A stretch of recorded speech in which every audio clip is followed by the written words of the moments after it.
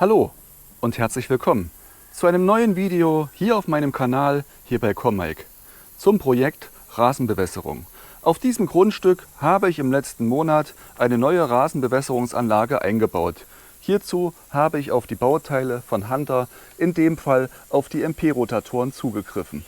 Heute möchte ich euch einen kleinen Rückblick geben, und zwar wie ich den Anschluss der Ventilbox vorgenommen habe, wie ich die Wasserleitung von dieser Seite des Hauses unter dem Gehweg hindurch geführt habe, um das Ganze hier anzuschließen. Wenn ihr wissen wollt, wie ich das gemacht habe, dann bleibt dran.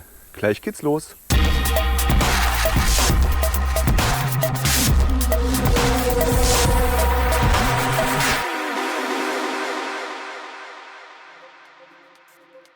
Zurück auf der Rasenfläche kann nun endlich der Einbau beginnen.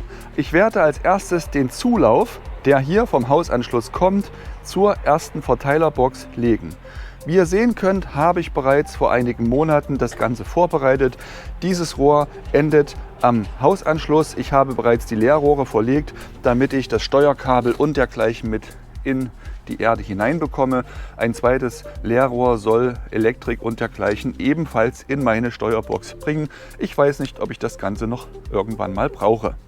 Ich werde heute diesen Gehweg öffnen. Ich werde die Rohre unter dem Gehweg hindurch verlegen und an der Ventilbox an der Kopfverteilerstation anschließen. Um den Gehweg zu öffnen und die Wasser- als auch Elektroleerrohre hindurchlegen zu können, muss ich zunächst die Steine herausholen. Dafür könnt ihr einfach 2 Schraubendreher verwenden oder diesen Steinheber. Ich zeige euch jetzt beide Varianten. Gleichzeitig muss ich aufpassen, denn wie ihr hier sehen könnt, habe ich direkt unter diesem Bereich die Steuerkabel und Begrenzungskabel für meinen Rasenroboter verlegt, der ja durch diese Engstelle hindurchfahren kann. Diese darf ich natürlich nicht beschädigen.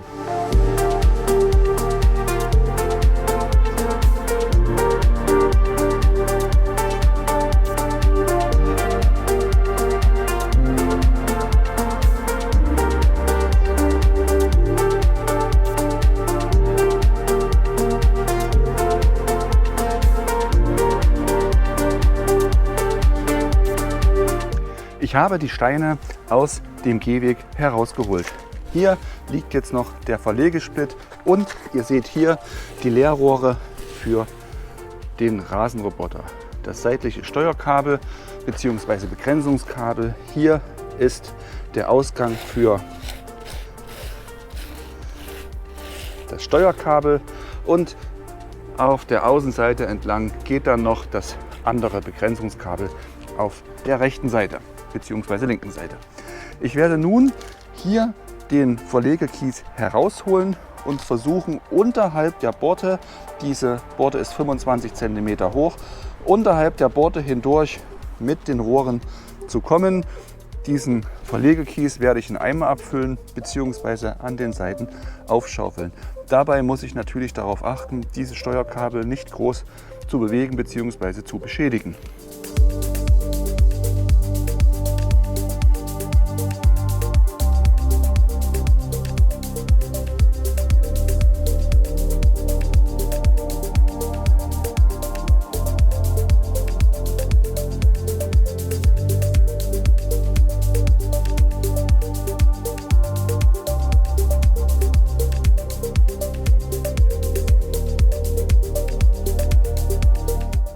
Ich habe den Gehweg geöffnet, die Steine herausgenommen und den Unterbau zunächst in Eimern zwischengelagert, denn den kann ich wieder verwenden.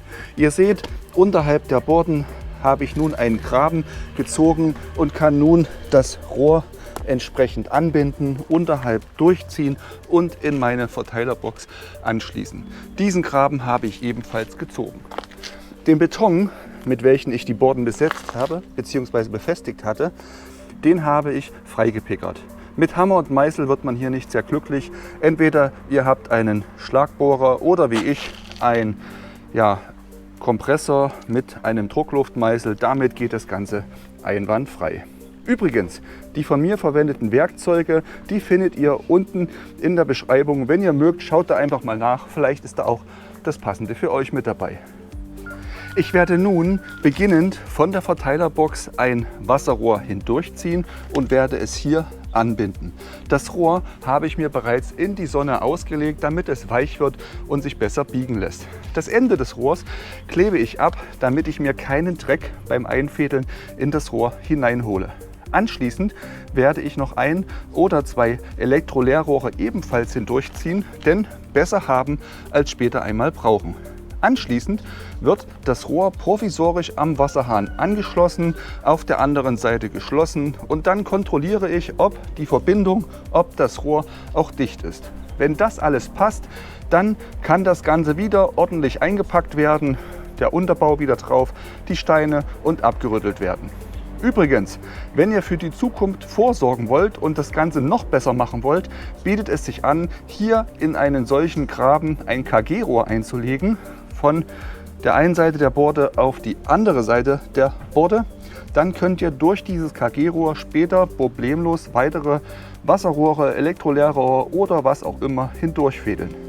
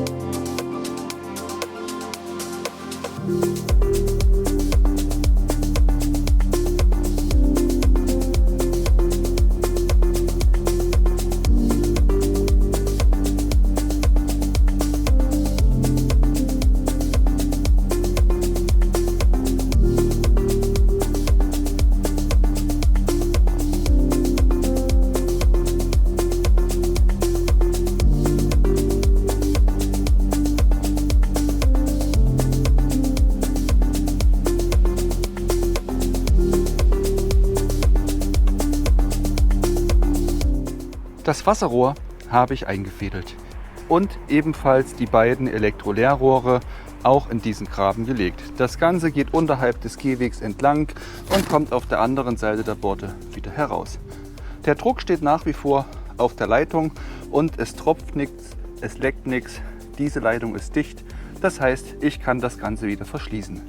Dieser Bereich hier drüben am Haus wird einen Revisionsschacht bekommen.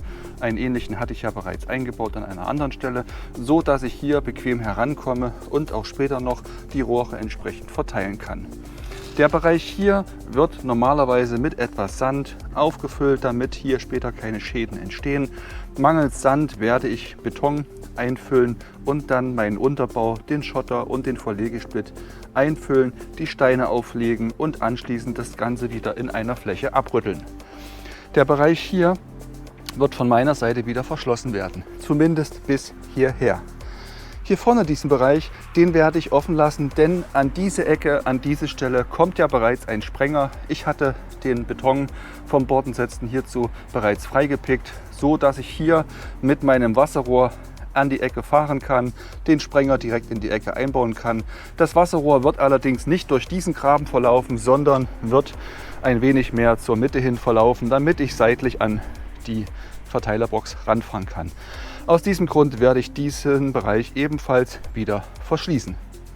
Der Zulauf zu meiner neuen Rasenbewässerung ist angeschlossen. Das Rohr von der neuen Zone geht über den Schieber an das T-Stück und ist über diesen Weg auch an meinen Luftdruckanschluss angeschlossen. Das bedeutet, ich kann im Herbst hier die Druckluft einblasen und über diesen Weg auch die Anlage entwässern, damit ich keine Frostschäden bekomme.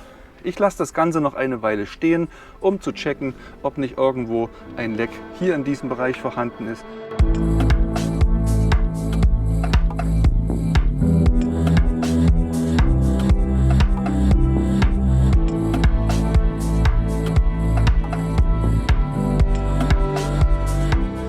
Einen knappen Tag habe ich gebraucht, um den Zulauf vom Hausanschluss durch den Gehweg hindurch zur Ventilbox einzubauen.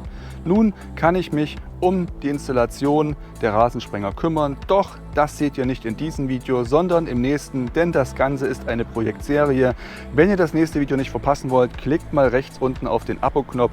Dort könnt ihr die Bimmel aktivieren und ihr werdet automatisch informiert, sobald das neue Video online ist. Hat euch dieses Video gefallen? Hat es euch geholfen? Dann gebt mir jetzt den Daumen nach oben, gebt mir ein Like, würde ich mich riesig drüber freuen. Teilt dieses Video an jeden, der es gebrauchen kann. Schaut mal unten in die Videobeschreibung hinein.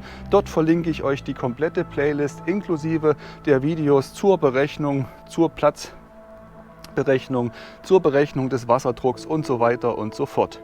Nebenbei findet ihr einige hilfreiche Tipps ebenfalls in der Beschreibung und natürlich die wichtigsten Produktlinks, die ich hier verbaut habe, findet ihr ebenfalls unten in der Beschreibung. Wenn ihr das Ganze nachbauen wollt, klickt einfach auf die Links. Der gleiche Preis für euch und eine kleine Provision für mich und meinen Kanal. Ich würde mich riesig darüber freuen, wenn ihr mir noch einen Kommentar unten da lasst, vielleicht eine Rückfrage. Ich freue mich einfach drauf. Und ansonsten sage ich bis zum nächsten Video. Macht's gut. Ciao.